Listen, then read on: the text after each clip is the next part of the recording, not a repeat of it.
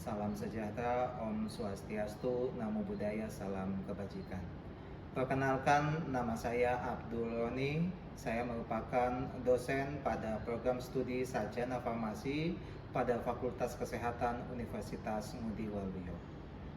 Dalam kesempatan kali ini, saya akan menyampaikan pernyataan diri dosen dalam unjuk kerja Tridharma Perguruan Tinggi PDD UKTPT dalam rangka sertifikasi dosen gelombang 1 tahun 2025. Saya akan menyampaikan rencana pembelajaran semester pada mata kuliah yang saya ampu sesuai dengan bidang saya, yaitu fitokimia.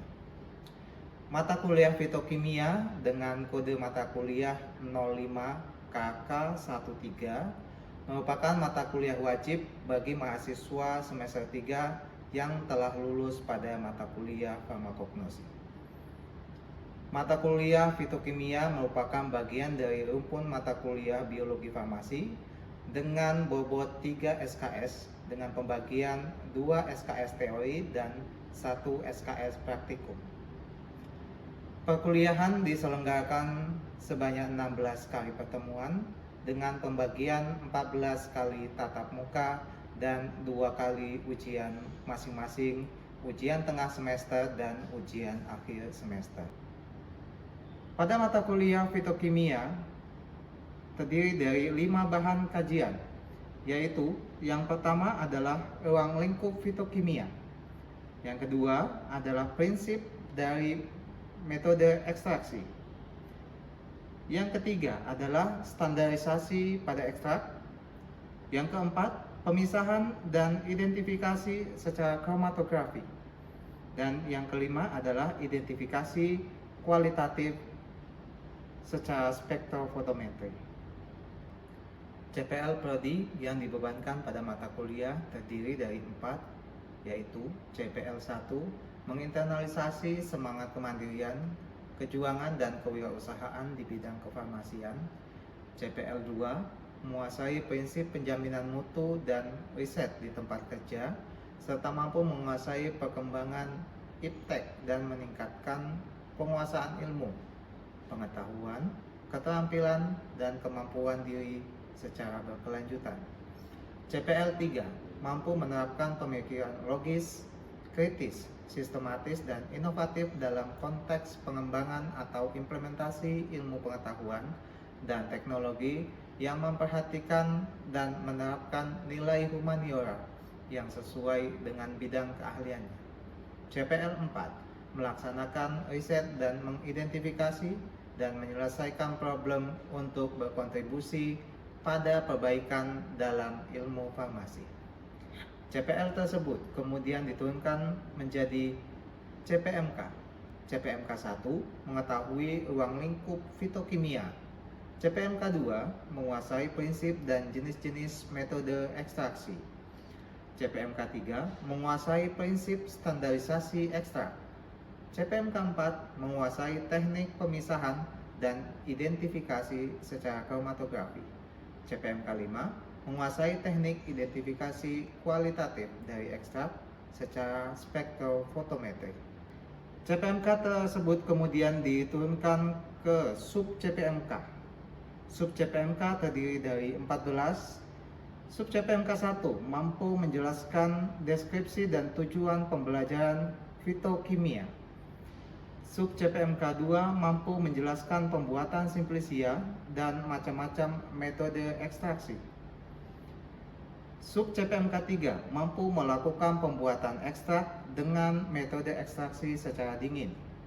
Sub CPMK 4 mampu melakukan pembuatan ekstrak dengan metode ekstraksi secara panas. Sub CPMK 5 mampu menerapkan prinsip dan evaluasi standarisasi non-spesifik pada ekstrak.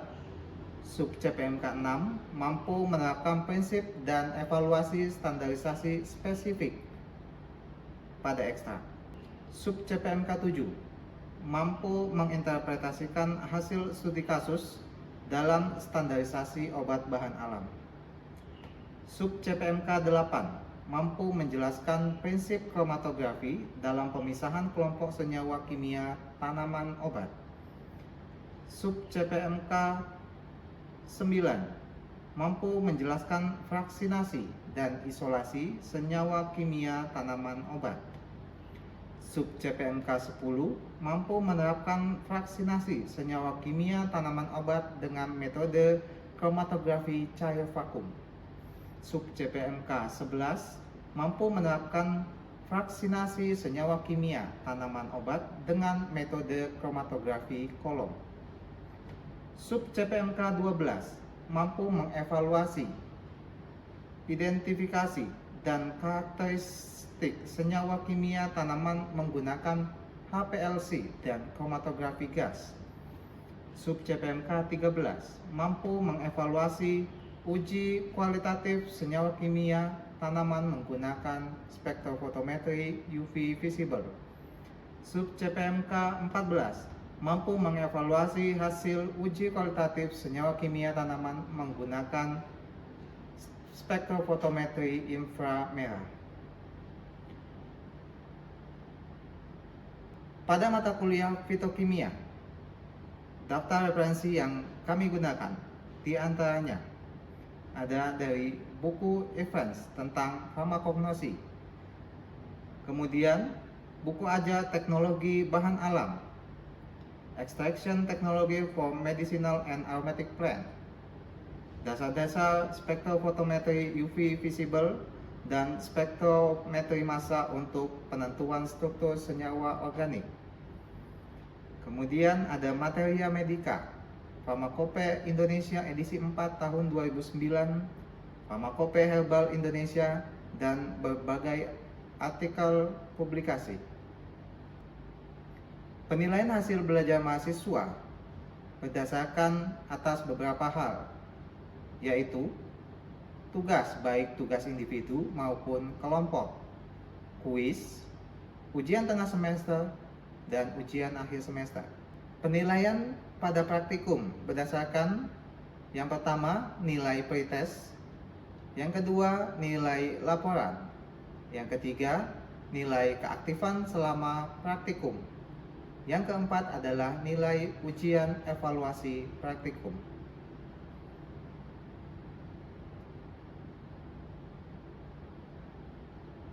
Untuk penugasan pada mata kuliah fitokimia, penugasan pada teori diberikan penugasan tentang studi kasus yang berkaitan dengan penerapan fitokimia dalam industri obat tradisional, kemudian penugasan secara berkelompok yang diberikan untuk membahas teknik dalam pemisahan ekstrak pada hasil ekstraksi. Kemudian pada praktikum diberikan penugasan berupa project based learning, yaitu mahasiswa akan merancang dari awal jenis tanaman yang akan diambil, melakukan proses ekstraksi, sampai dengan proses standarisasi hingga mengidentifikasi komponen kimia dalam tanaman tersebut. Metode pembelajaran yang dilakukan berbasis active learning, small group discussion, maupun project based learning. Demikian yang dapat saya sampaikan. Berikutnya, mari kita simak video pembelajaran berikut ini. Terima kasih. Wassalamualaikum warahmatullahi wabarakatuh. Assalamualaikum warahmatullahi wabarakatuh. Waalaikumsalam warahmatullahi wabarakatuh. Selamat pagi.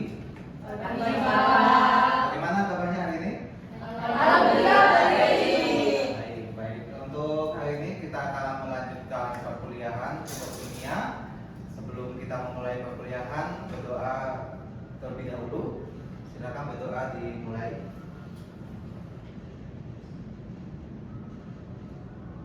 Berdoa selesai. Baik, sebelum mulai kuliah saya absen dulu. Ya, ini 14 mahasiswa dari semua, ya.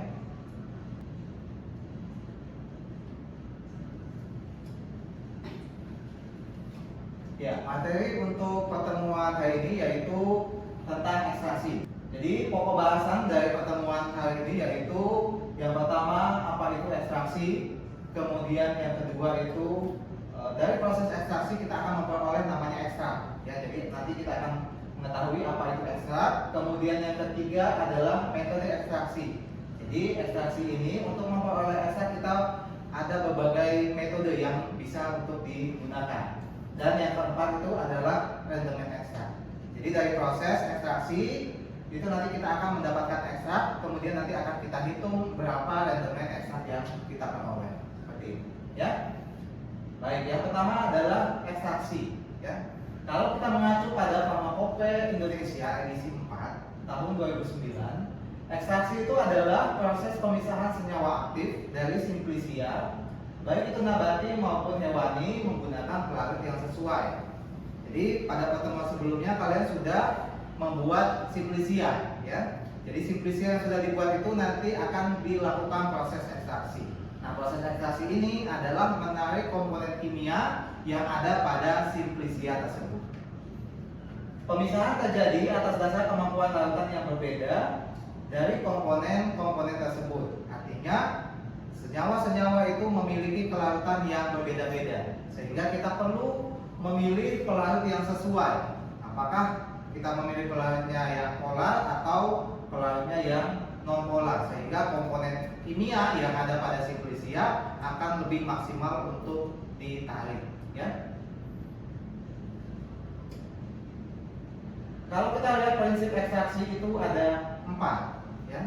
Prinsip ekstraksi itu bagaimana pelarut ini bisa melarutkan zat aktif yang ada pada sel, kemudian metode untuk pelarut itu bisa masuk ke dalam sel itu adalah metode difusi, dan setelah terdifusi ke dalam sel maka akan diperoleh yang namanya ekstrak, ya.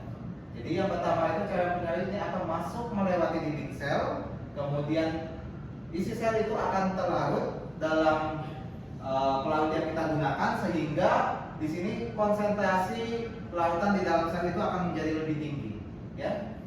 Konsentrasi yang tinggi itu nanti akan terdesak keluar, kemudian nanti akan diganti oleh pelarut yang baru lagi untuk masuk ke dalam sel kembali, ya. Peristiwa ini akan terus berulang, ya, akan terjadi kontinuitas, ya, sehingga terjadi namanya proses kesetimbangan. Ya, proses kesetimbangan itu artinya cairan penyari atau pelarut yang kita gunakan itu sudah tidak bisa lagi melarutkan atau mengambil atau menarik komponen kimia yang ada dalam simplisia, ya. Artinya kita perlu melakukan pergantian pelarut agar dia bisa kembali melarutkan, gitu, ya. Nah, ini adalah ekstrak. Jadi hasil dari kita melakukan proses ekstraksi itu nanti akan mendapatkan namanya ekstrak. Seperti ini adalah gambar A, ini adalah simplisi bahan mentah, artinya tanaman masih segar yang kita sudah dapatkan, baik itu dari hasil budidaya maupun kita mengambil di alam liar misalnya, ya. Setelah itu kan kita akan membuat namanya simplisia, dikeringkan sampai proses pengeringan.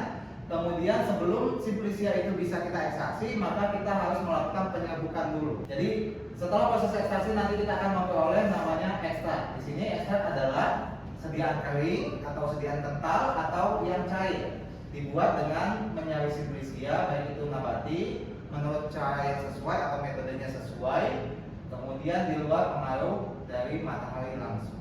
Ya, jadi proses ekstraksi itu pertama kita akan dapat namanya ekstrak cair. Ekstrak cair itu kemudian nanti akan kita pekatkan menjadi ekstrak yang menjadi lebih kental. Yang lebih kental itu bisa kita pekatkan lagi atau kita hilangkan seluruh pelarutnya, sehingga nanti kita akan memperoleh ekstrak kering, ya. Ini adalah proses untuk kita melakukan ekstraksi, ya. Bagaimana tahapan yang pertama, kita akan membuat simplisia itu menjadi halus tadi, ya, di grinding sampai simplisianya itu misalnya kita pakai bagian daun atau bagian batang, akar atau kulit, buah dan lain sebagainya. Jadi semua jenis simplisia itu akan dihaluskan terlebih dahulu, kemudian nanti akan kita lakukan ekstraksi, ya. Yang kedua, kita memilih pelarut. Ya, jadi tadi pelarutnya itu apa? Apakah kita memilih pelarut yang polar atau yang medium polarity atau yang semi polar, dan yang ketiga adalah yang non polar, ya. Kemudian yang ketiga itu adalah kita memilih metode ekstraksi yang sesuai, ya. Kemudian setelah ini kita akan masuk ke metode ekstraksi, ya. Kira-kira kalau metode ekstraksi itu ada berapa jenisnya? Oke, silakan Mbak Yulinda. Izin perkenalkan, nama saya Yulinda Taki, NIM 056. Metode ekstraksi ada dua, yaitu metode dingin dan metode panas. Oke, jadi betul ya yang disampaikan oleh Mbak Yulinda itu metode ekstraksi itu ada dua. Yang pertama adalah metode dingin dan yang kedua metode panas. Nah, kira-kira metode dingin ini apa saja? Silakan. Ya, Mbak Ninda. Maka saya Ninda NIM 71, metode ekstraksi dingin contohnya maserasi dan perkolasi.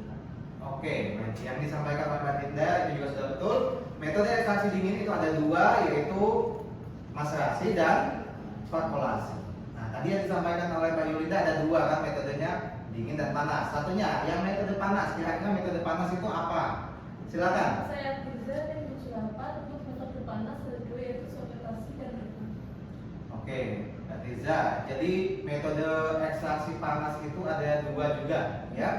Ada supletasi, ada reflux. Jadi ini adalah tadi yang disampaikan oleh teman Anda bahwa metode ekstraksi itu ada dua jenis, ya, metode dingin dan metode panas. Metode dingin itu ada maserasi, ada perkolasi. Sedangkan metode panas itu ada reflux, ada supletasi, ada juga digesti. Kalau digesti itu pengembangan dari metode maserasi. Artinya dia perendaman tapi ada sedikit pemanasan yang digunakan, ya. Ada juga tadi infudasi atau dekor. Nah, ya. Nah, kalau kita lihat di metode dingin, yang pertama itu adalah maserasi. Prinsipnya kalau maserasi itu hanya perendaman, ya. Artinya simplisia hanya kita masukkan dalam wadah ekstraksi. Kemudian wadah ekstraksinya itu yang dipilih adalah wadah yang sifatnya inert, ya. Artinya dia tidak bereaksi dengan pelarut maupun zat aktif nanti yang akan ditarik dari simplisianya. Kira-kira kalau dilihat dari metode maserasi ini memang metode yang simpel, yang sederhana, ya. Tapi kira-kira kekurangannya itu apa saja? Kekurangannya kira-kira ada apa? Lama, ya. Ya, karena tadi waktunya 3 kali 24 jam. Ya, jadi waktunya yang dibutuhkan itu lama. Kemudian apa lagi selain lama? Nah, ya, itu yang kedua adalah dia boros pelarut. Artinya pelarut yang kita butuhkan itu akan semakin banyak, ya. Metodenya gampang, tapi ya kelebihan dan kekurangannya pasti ada di tiap metode ekstraksi itu, ya. Kemudian yang kedua adalah metode perkolasi. Perkolasi ini kita menggunakan alat namanya perkolator. Jadi simplisia hanya ditempatkan di alat perkolator tersebut, kemudian nanti dialirkan oleh pelarut yang kita gunakan. Jadi prinsipnya kita hanya melewatkan pelarut ke simplisianya, sehingga nanti kita bisa mendapatkan ekstraknya, ya. Prinsipnya itu yang kedua, ya. Kemudian yang selanjutnya ini adalah ekstraksi metode panas. Kalau ekstraksi metode panas, nah ini misalnya yang pertama infundasi. Jadi infusa itu ini mungkin banyak digunakan oleh orang sekitar, ya mungkin orang rumah juga dalam pembuatan infusa. Ya misalnya daun atau misalnya jahe. Jahe itu direbus, kemudian nanti pakai 3 gelas air, kemudian nanti direbus sampai airnya tinggal 1 gelas. Nah itu adalah prinsipnya sebenarnya pembuatan metode infundasi, tetapi caranya yang mungkin agak keliru, ya. Jadi panci di bawahnya itu berisi air. Ketika air itu sudah mendidih, maka dihitung selama 15 menit. Di atas itu adalah panci yang berisi air dan simplisianya. Mungkin kalian pernah lihat orang melelehkan coklat gitu ya. Nah, jadi coklat itu kalau dilelehkan tidak langsung di atas panci, di atas kompor, ya, tetapi pakai air mendidih, kemudian di atasnya baru diletakkan panci yang berisi coklat, sehingga coklat itu meleleh dengan panasnya dari airnya itu, ya. Prinsipnya infundasi seperti itu. Kemudian yang kedua ini adalah dekokta. Dekokta ini sama prinsipnya, cuman yang membedakan adalah waktu pemanasannya. Kalau infusa hanya 15 menit, dekokta itu sampai dengan 30 menit. Kemudian yang ketiga, ini metode ekstraksi pengembangan dari metode maserasi. Kalau tadi maserasi itu masuknya metode dingin, sedangkan digesti ini masuknya metode panas, karena prinsipnya maserasi tapi ada pemanasan. Pemanasan yang diberikan itu 40 sampai 60 derajat Celcius. Sehingga tadi kekurangan maserasi, waktu ekstraksinya yang lebih lama itu bisa dipersingkat karena adanya pemanasan. Kemudian metode ekstraksi panas yang selanjutnya adalah sopletasi.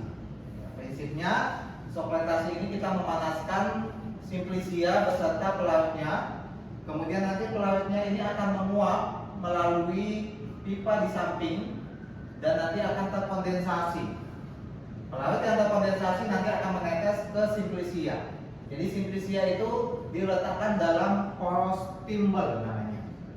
Jadi setelah pelarut itu terkondensasi, maka dia akan mengekstraksi simplicia yang ada di poros timbel. Hasil ekstraksinya nanti akan masuk ke pipa sifon. Ya, ketika pipa sifon ini sudah penuh, maka dia akan kembali lagi ke lampu alas bulat untuk nanti dipanaskan kembali. Ya, ini akan berlangsung secara terus menerus. Tadi kalau ekstraksinya sudah mengekstraksi dan pipa sifonnya sudah penuh dan kembali ke lampu alas bulat, itu dihitung sebagai satu siklus. Kemudian yang terakhir untuk metode ekstraksi panas itu adalah reflux.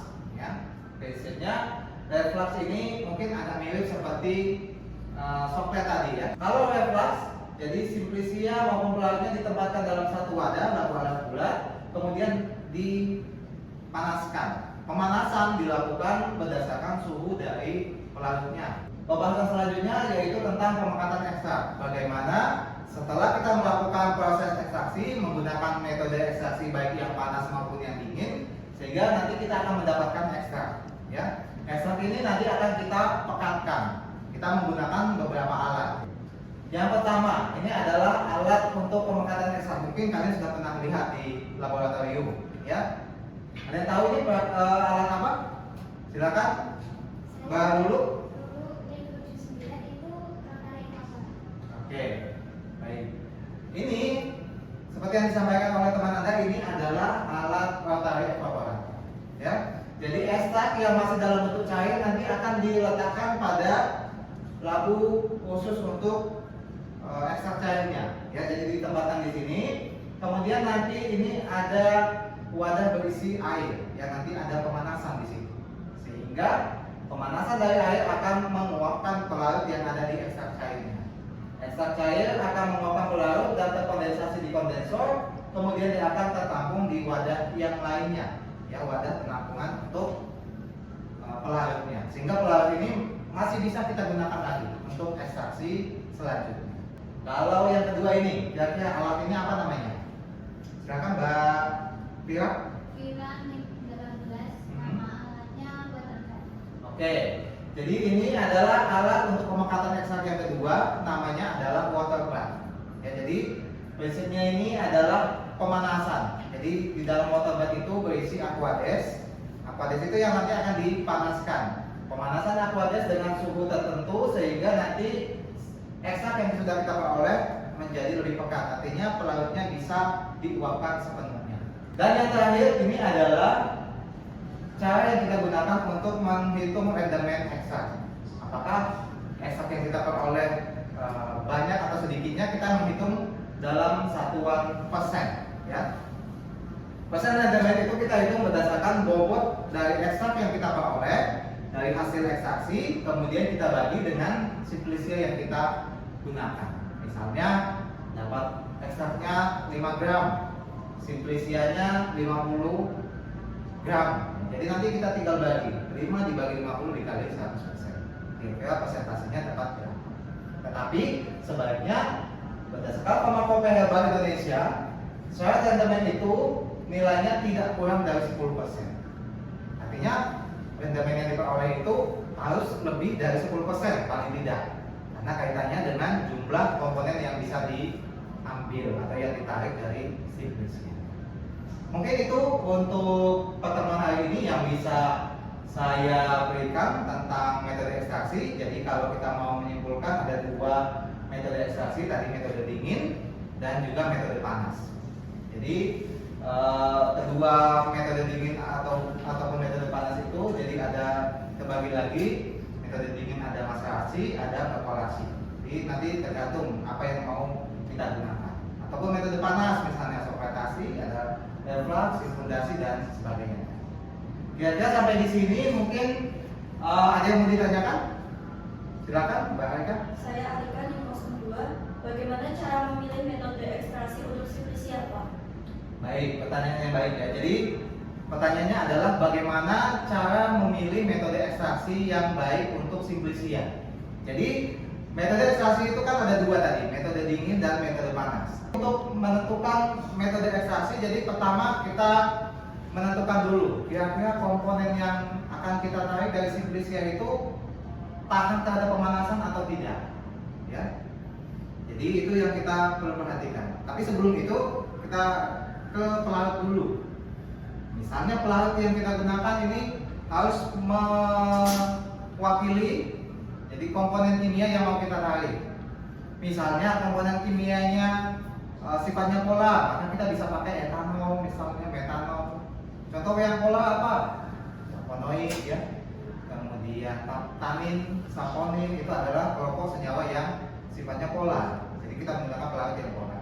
Kalau yang non polar misalnya terpenoid ya, steroid itu adalah senyawa-senyawa yang sifatnya non polar sehingga kita memilih pelarut yang non polar. Setelah memilih pelarut, kemudian ke metode ekstraksi. Metode ekstraksi ini ya kita tentukan lagi tadi. Misalnya kalau yang terpenoid, steroid itu tahan terhadap pemanasan, maka kita bisa memilih metode yang panas tadi. Ya tinggal kita pilih mau soflet, reflux, ataupun yang lainnya.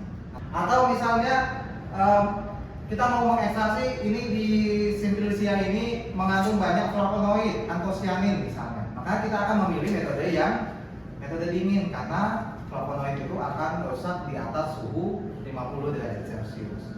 Sehingga metode dingin itu lebih aman kita gunakan untuk menarik komponen kimia yang sifatnya tadi seperti flavonoid yang tidak tahan pemanasan, maka kita memilih metode dingin. Saya kira mungkin bisa dipahami ya, semoga bisa dimengerti nanti ketika kalian akan melakukan praktikum. Jadi simplisianya ini kan sudah pada buat semua. Jadi kalian akan mencari nanti komponen kimia yang ada dalam simplisia itu kira-kira sifatnya polar atau non polar, tahan terhadap pemanasan atau tidak, sehingga itu menjadi bahan dasar kalian menentukan pelarut dan juga metode ekstraksi. Begitu? Ada lagi yang ditanyakan? Tidak ada? Oke, cukup. Saya kira mungkin itu saja yang bisa saya sampaikan pada pertemuan hari ini. Semoga ilmu yang saya berikan bisa bermanfaat untuk kalian ke depan. Lebih dan kurangnya saya mohon maaf. Terima kasih. Wassalamualaikum warahmatullahi wabarakatuh. Waalaikumsalam warahmatullahi wabarakatuh.